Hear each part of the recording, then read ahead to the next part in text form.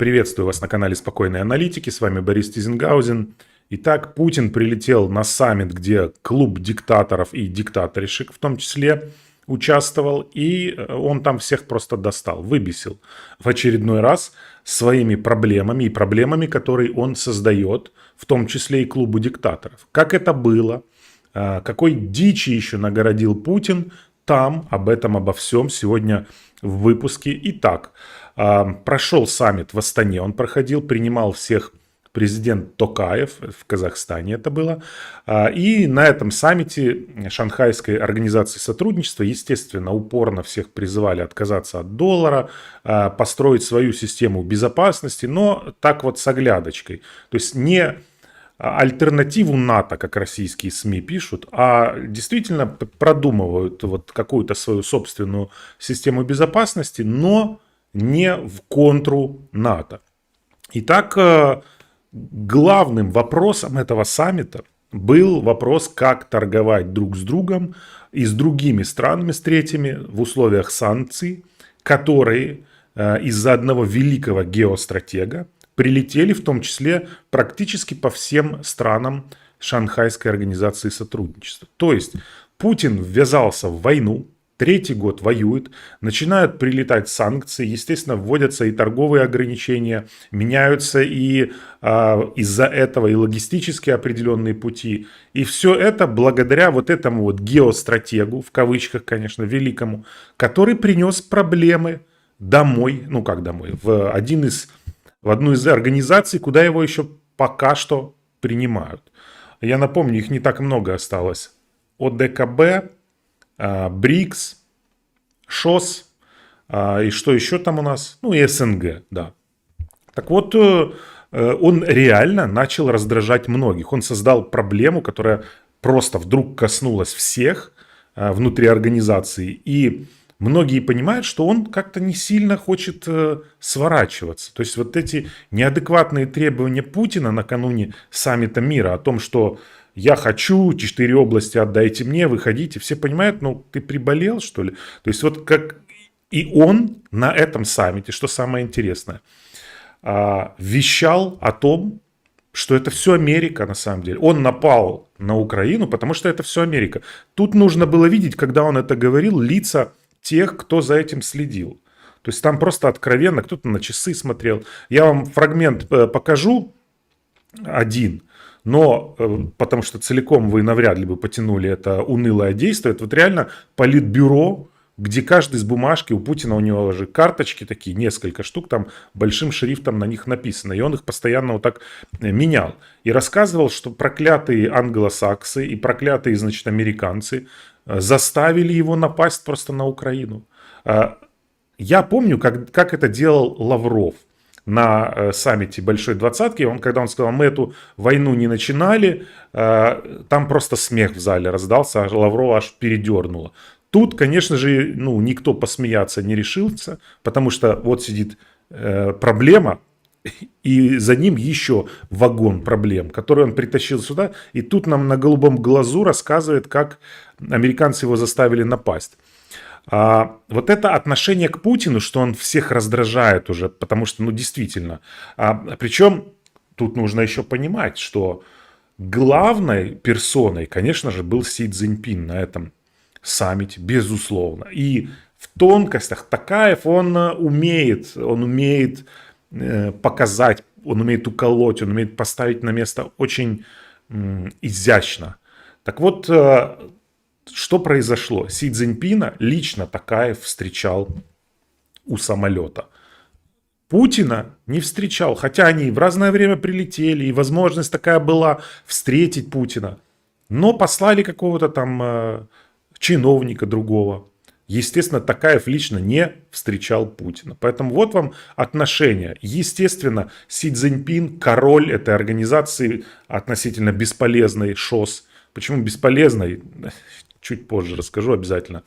Так вот, я вам сейчас видео покажу. Посмотрите на эту дичь, которую городит Путин. Растущее количество кризисов по всему миру, одним из которых, безусловно, является и украинский. Россия всегда выступала и выступает за мирное политико-дипломатическое разрешение ситуации на Украине. Кризиса, который возник в результате абсолютно бесцеремонной политики США во главе с их сателлитами. Согласитесь, совершенно такой непобедный голос, как он злобно, да, зашипел в конце про сателлитов США, аж прям его аж не понравилось ему. Еще, значит, перлы от Унылова на этом саммите. Я уже пояснял вам, что говорил он много, несмотря на то, что вот на нем как-то даже чувствовался налет этот...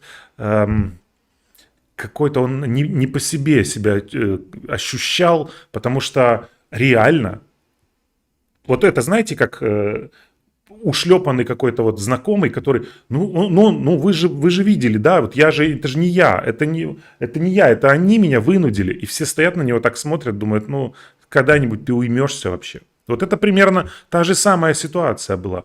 Путин всем усиленно пытался доказать, что он ни в чем не виноват. Проблемы, которые... Это из-за американцев. Нормально все до войны торговали друг с другом и с американцами. Но Путин потерял вот этот саммит. Он очень хорошо показал, насколько Путин потерял влияние. Я думаю, что в глобальной перспективе на очень и очень долго на страны Центральной Азии. Китай фактически просто отжал у Путина влияние на эти страны. Китай создал организацию «Китай +5», куда входит Китай, Казахстан, Кыргызстан, Узбекистан, Таджикистан, Туркменистан. И Китай фактически своим финансовым и военным зонтиком закрыл страны Центральной Азии. Китай теперь их, как говорится, донор. Хотя Путину после распада Советского Союза, после Ельцина, Путину досталось фактически монолитное влияние на эти страны.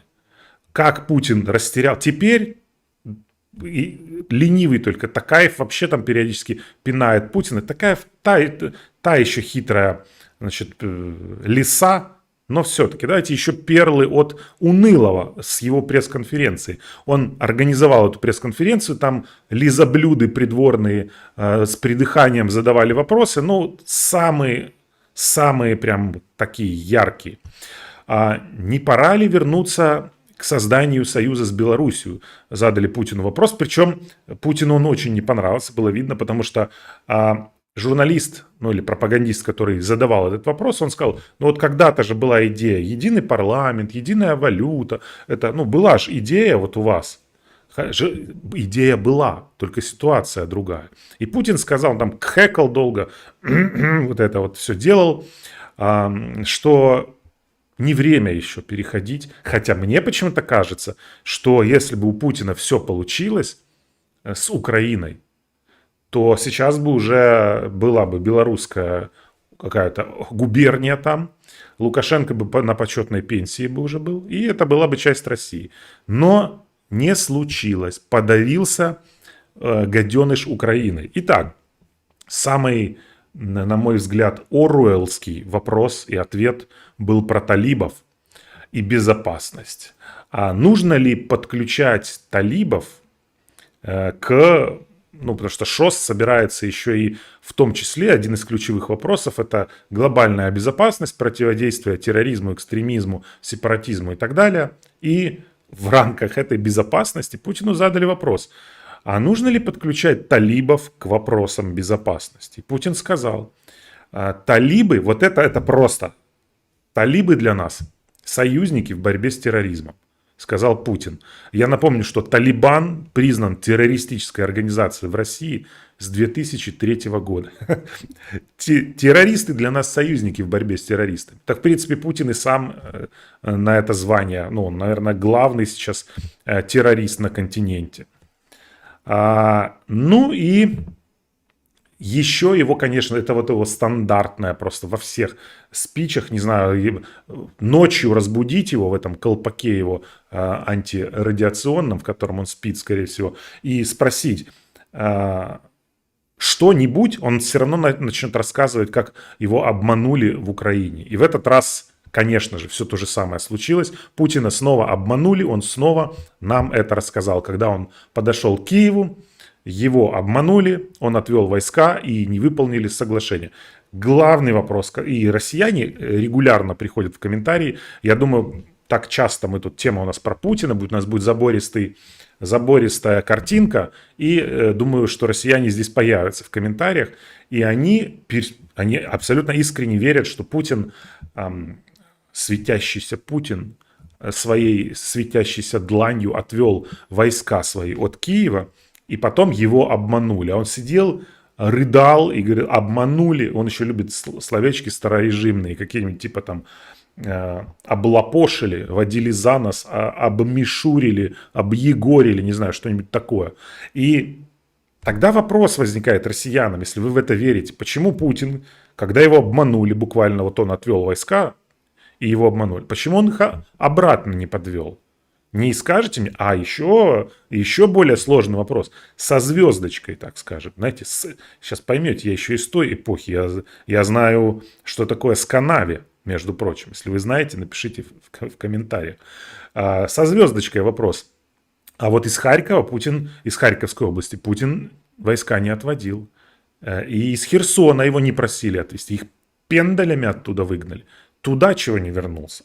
Вот ведь какие бывают сложные вопросы. И это еще не все про этот саммит, чтобы вы понимали, насколько там были средневековые вообще взгляды на некоторые вещи. И, в принципе, насколько Россия стремительно возвращается в то самое средневековье. Так вот, в образном смысле. У Путина было запланировано несколько встреч, на которых он обсуждал крайне важные вопросы. И журналист «Коммерсанта» прям подробно освещал все эти встречи. Он подбегал там к разным чиновникам, к Новаку, спрашивал их что-то. И вот просто проорите с того, что он написал. Напомню, это журналист «Коммерсанта», который на пресс-конференции Путину задавал вопросы. Так вот, Путин встретился с премьер-министром Пакистана Шехбазом Шарифом, и у них возникла еще одна интересная тема. Если помните, сказал в какой-то момент господин Шариф, что в 50-е, 60-е, 70-е годы у нас был товарооборот по условиям бартера с Советским Союзом.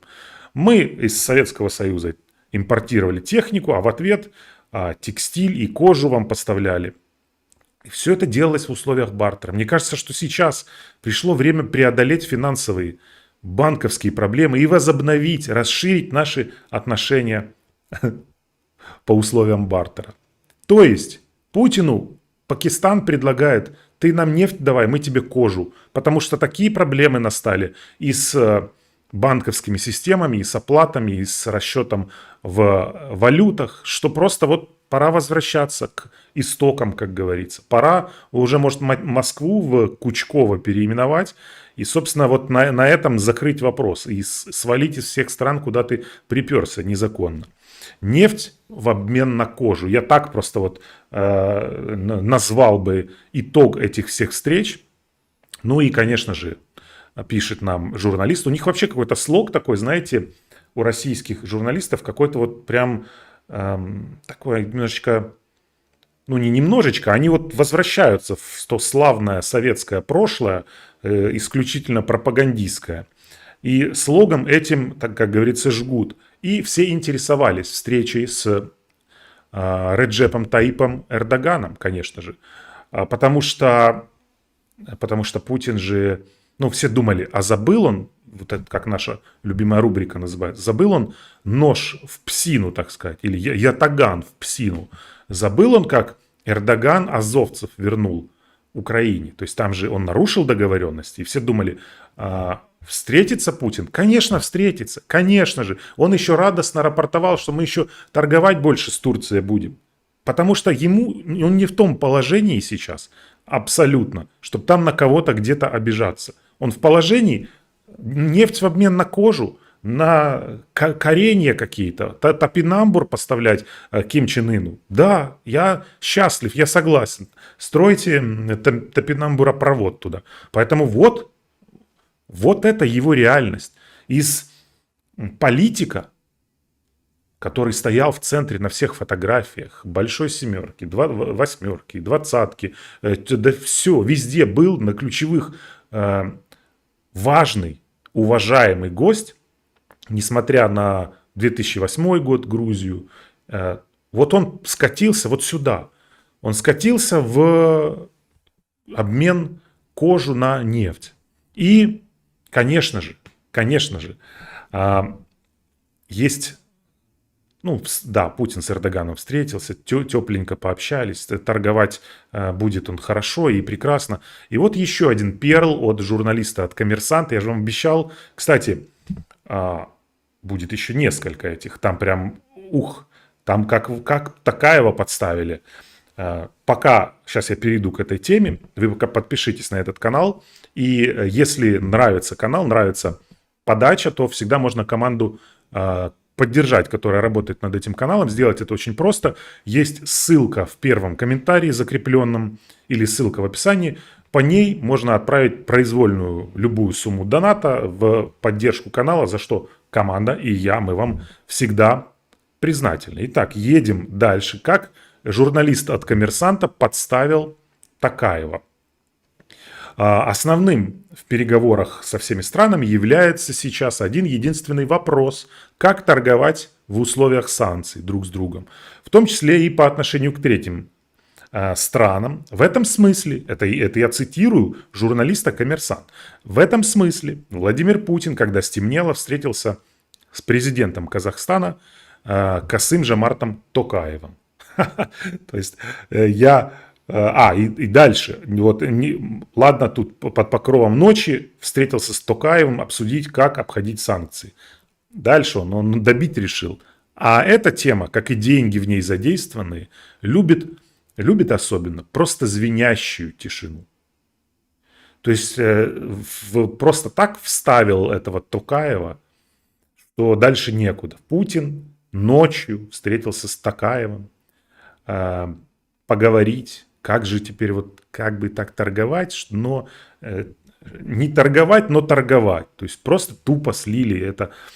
Ну и традиционно для слета политбюро вот этого совкового, конечно же, не обходится ни одно збіговисько без публикации, чего бы вы думали, конечно же, меню того, что компашка это там ела. Это особый какой-то кринж для меня. Зачем? Вопрос. Я заметил, вот этим грешат только встречи, где участвуют страны бывшего Советского Союза. На ОДКБ постоянно публикуется меню. Что же Путин, значит, с Токаевым и с Лукашенко, чем же они отобедали сегодня? Вот здесь, на саммите Шанхайской организации сотрудничества, на СНГшных сходниках. И зачем вы публикуете? Вот рядовой россиянин, которому вы в новостях показываете, что Путин отведал, сейчас скажу вам, филе каспийского осетра. Он счастлив должен быть, и у него как-то больше сил в руках у пенсионера появится, чтобы биться за просрочку там возле контейнеров от этой информации. Это, конечно, какая-то такая дикость просто. Да, и, кстати, для понимания, то, о чем я уже говорил, одно из ключевых направлений в рамках Шанхайской организации сотрудничества — это борьба с терроризмом и экстремизмом. Я просто напомню, еще есть одно направление содействия обеспечению прав и основных свобод человека в соответствии с национальным законодательством стран-участниц. Давайте-ка я вам просто скажу, кто это у нас с террористом там борется и соблюдает права. В организацию входят Иран, Казахстан, Китай, Кыргызстан, Пакистан, Россия, Таджикистан, Узбекистан и приняли Лукашенко. Вот они, борцы наши, как минимум Иран с Россией, с террористами прям, ох, как борются. А Россия и, собственно, и российский режим, путинский режим, собственно, террористом и является. Итак, ну, в общем, глобально саммит за все хорошее против всего плохого, как помогать друг другу обходить санкции, все они это перетерли. Но это все абсолютно бесполезнейшее политбюро. собрания. Почему? Да потому что каждый раз Россия пытается свою повестку прокачать, сочувствие каким-то авантюрам своих. Вот в 2008 Медведев тогда был президентом, он поднимал вопрос независимости Южной Осетии, в 2014 вопрос Крыма, признания, в 2022 хотели добиться единой позиции ШОС на голосовании ООН по войне. Ну, в общем, все понятно. Приезжают и каждый раз пытаются, ну, защитите меня, давайте какую-то единую позицию. Принимают сейчас туда кого угодно. Вот Беларусь, Лукашенко там каким боком к Шанхайской организации сотрудничества? Никаким, просто нужно было ему там какую-то кость в будку кинуть, ну, вот и кинули. Дело в том, что когда эта вот организация была основана, она еще тогда была пятеркой шанхайской, задачи-то у нее были совсем другие. То есть там был сильный, ну, уладить, как говорится, не дойти до крайности между Китаем и азиатскими странами Средней Азии. Так все получилось супер. В итоге, почему я говорю, что это бесполезная организация? Да потому что в ШОС всегда были два сильных лидера – Китай и Россия. И для того, чтобы один над другим не доминировал, Россия всегда блокировала инициативы Китая. Ну, так получалось, так случалось. Поэтому Китай через какое-то время просто подумал, ну хорошо, собираться хорошо, и мы пойдем своим путем, мы пойдем в обход России, создал Китай +5, вот то, о чем, ту организацию, о которой я говорил, инфраструктурный мощнейший проект «Один пояс, один путь», наладил отношения прямые с странами Центральной Азии, забрал их под свой зонтик, залил их, в принципе, деньгами на инфраструктурные проекты. Сейчас будет строить в обход России железную дорогу. И, в общем-то, вот и все. То есть Китай по факту, пока Россия думала, что ШОС это что-то такое, кстати, ни одного серьезного решения эта организация не принимала, ну или каких-то серьезных проектов не реализовывал. То есть пока России Китай дал возможность играться там внутри ШОС, свою значимость показать, Китай просто взял и отжал у России влияние на ключевых игроков в регионе. Вот и все. Поэтому такие дела. Китай тупо кинул, вот Путину теперь еще раз нужно будет сказать, нас облапошили, нас объегорили, кинули и водили за нос. Такое ощущение, что то, сколько раз он это говорит, ну это какой-то, простите, лох, которого все кидают. И вы простите за не литературно, просто я для россиян сейчас, если вдруг нас смотрят, не для всех, но для тех Z-патриотов им, наверное, так будет понятнее. Все кинули Путина, обидели его, обманули. Китай там отжал, США тут заставили напасть. Украина войска попросила отвести и кинула тоже. А обратно Путин не может занять эту территорию. Вот как оно получается. Великий, всех переигравший геостратег. Ну, в общем, берегите себя, друзья, берегите своих близких. Спокойного нам всем дня. Ну и, конечно же, слава Украине.